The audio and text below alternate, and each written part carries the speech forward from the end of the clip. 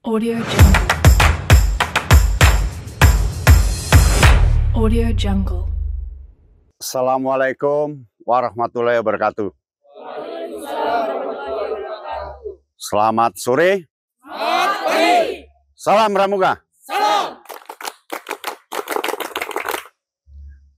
Cuaca hari ini sangat unik bagi kita yang sehari-hari ada di kota, karena baru pukul 13.30, tapi suasana seperti sore pukul 5. Mengapa seperti itu? Karena ini adalah pegunungan.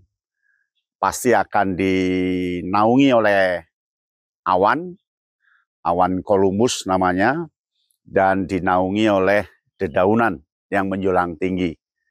Itu semua anugerah Allah Subhanahu wa Ta'ala.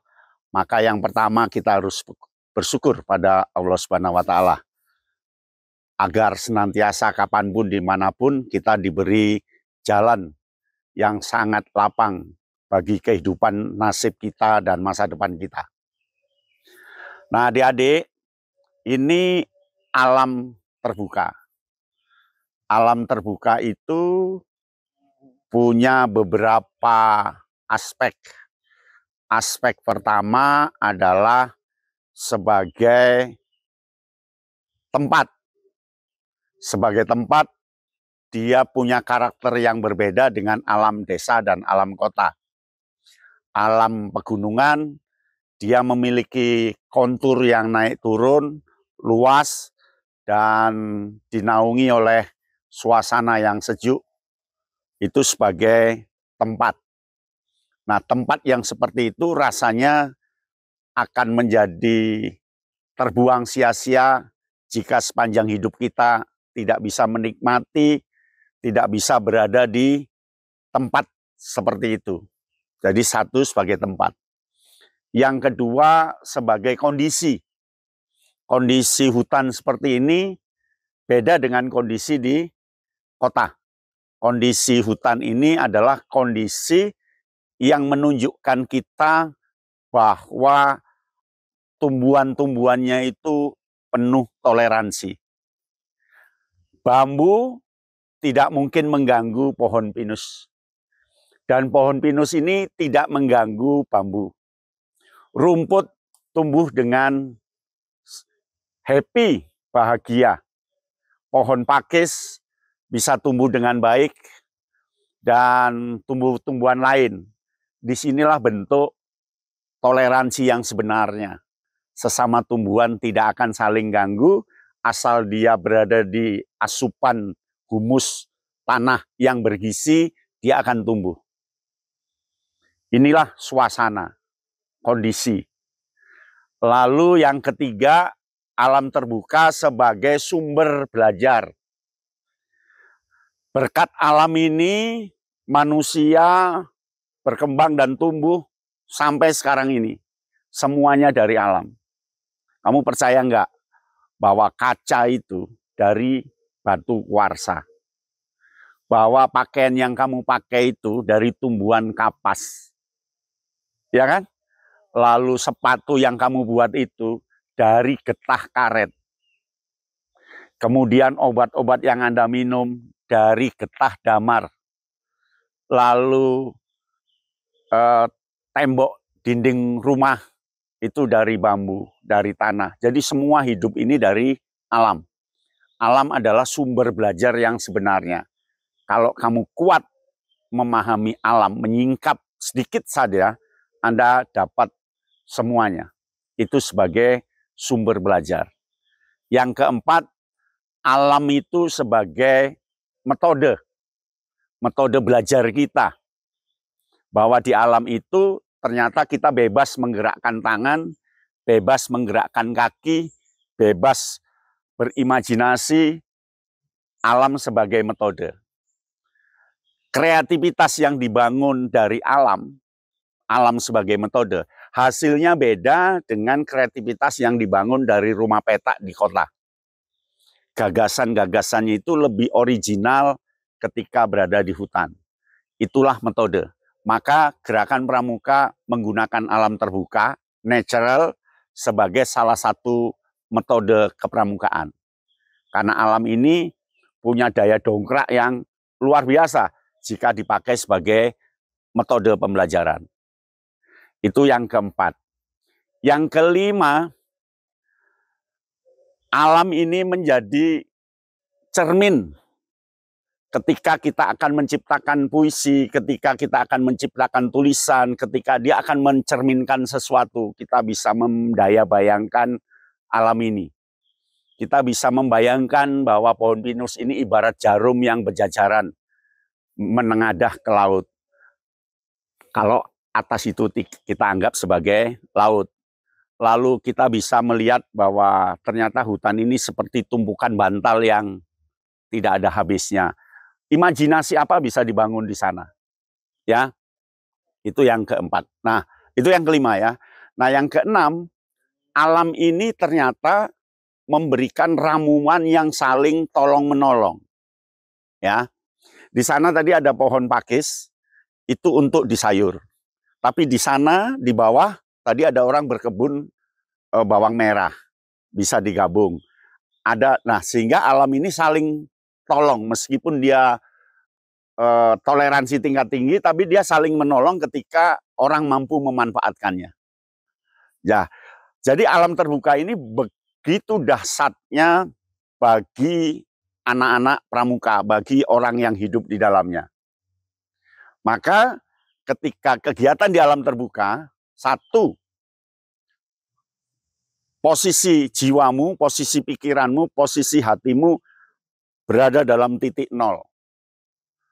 Lupakan yang di rumah, lupakan PR kuliah, lupakan ujian besok Senin, lupakan. Enjoyable, tenang, di sini senang, di sana senang, dan apa guna keluh kesah. Orang yang hebat, orang yang mampu positioning, kapan ada di hutan, kapan ada di kota, kapan ada di kampus. Kalau kamu di sini masih kepikiran kampus, nanti di kampus kepikiran gunung, itu orang yang nggak akan pernah sukses. Jadi Anda harus, istilah Jawanya, saiki, neng kene, koyok ngene. Sekarang, di sini, seperti ini. Sudah, nikmati alam ini. Ya, jadi tidak ada yang nanti naik gunung capek, nanti kalau pingsan gimana, nggak usah mikir. Itu nomor 27. Itu pesan kakak yang pertama. Nikmati kegiatan senikmat-nikmatnya. Bila perlu nyanyi, bila perlu teriak-teriak, bila perlu kamu nari seperti film India itu. Pegangan pohon sambil nyanyi. Ya kan? Tumpase ae, you must go die, gitu ya. Nyanyi, bila perlu, nggak apa-apa. Orang lain paling senyum-senyum. Tapi kamu kan lepas. Ya, boleh ke sana teriak-teriak, tapi jangan sampai ke bawah, itu jurang ya. Boleh. Ya, baca puisi boleh, pidato boleh. Ya, kamu bisa latihan suara di situ. Pokok di sini senang, di sana senang. Tidak merasa sesuatu. Sebab orang yang hebat, dia mampu belajar dengan mengosongkan gelasnya. Ya, kosongkan gelasmu meskipun kamu tahu tentang ilmu gunung, kamu tahu tentang kehutan, tapi saat di sini kosongkan gelasmu. Isi pengalaman yang di sini.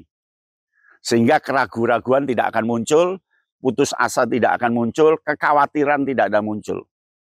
Orang yang sial di gunung itu adalah orang yang penuh dengan khawatir, penuh dengan ragu-ragu, penuh dengan imajinasi yang belum dan bahkan tidak terjadi. Contohnya, engkau kayak gini, nanti begini. Jangan-jangan nanti ada gajah datang.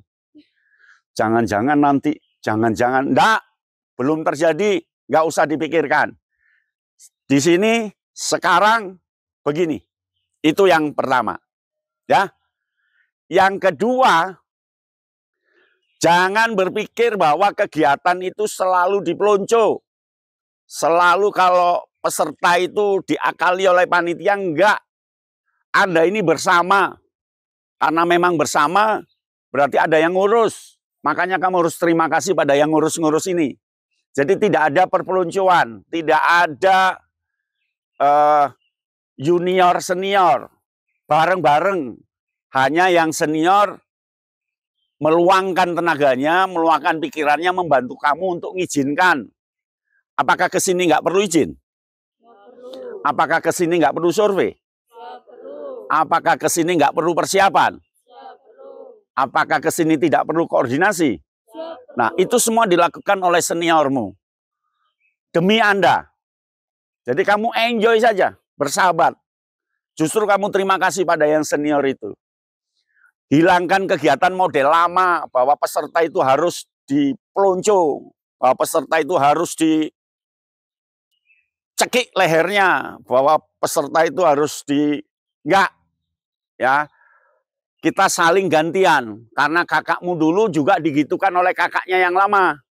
Maksudnya dibantu perizinan, dibantu apa, sehingga kegiatan. Sekarang ganti mereka yang nyarikan izin, yang apa. Nanti tahun depan Anda yang akan ganti untuk membantu mereka bisa naik gunung. Tuh. Yang ketiga, kunci kegiatan adalah komunikasi. Komunikasikan apa yang ada di pikiranmu. Komunikasikan apa yang menjadi pertanyaanmu. Omongkan. Ya, itu yang ketiga, komunikasi. Yang keempat,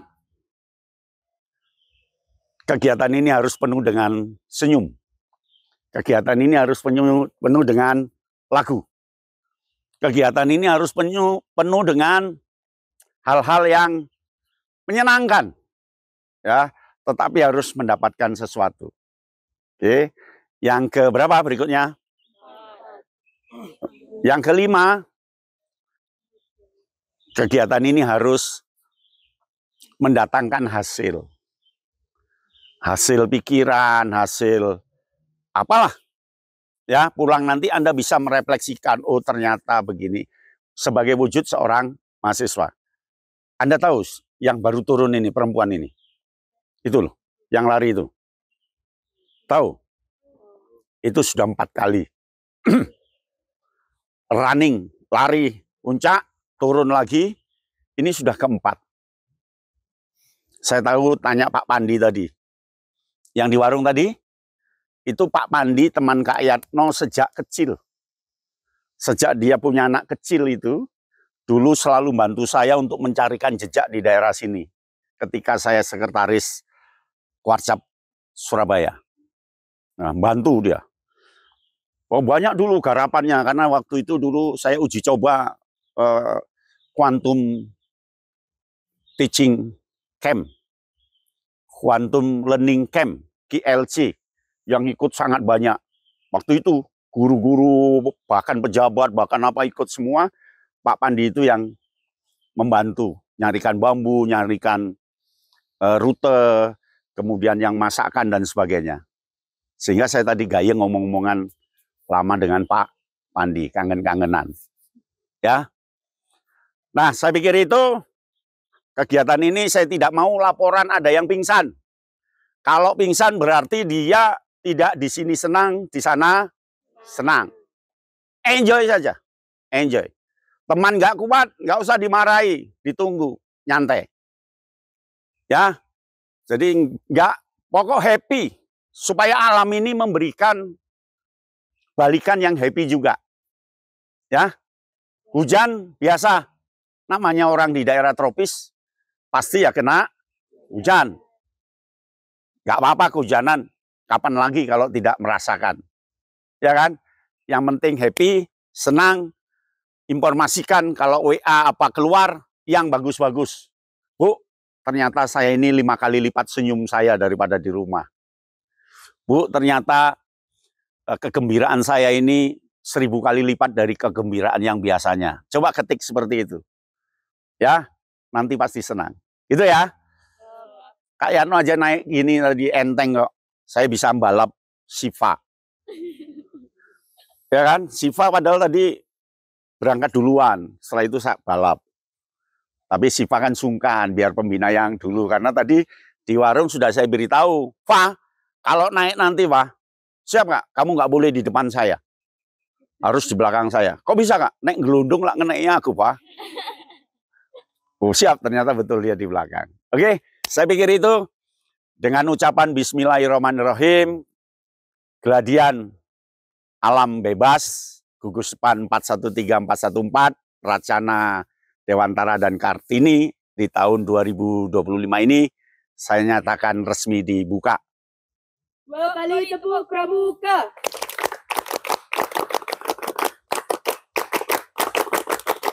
Demikian, wassalamualaikum warahmatullahi wabarakatuh. Selamat sore.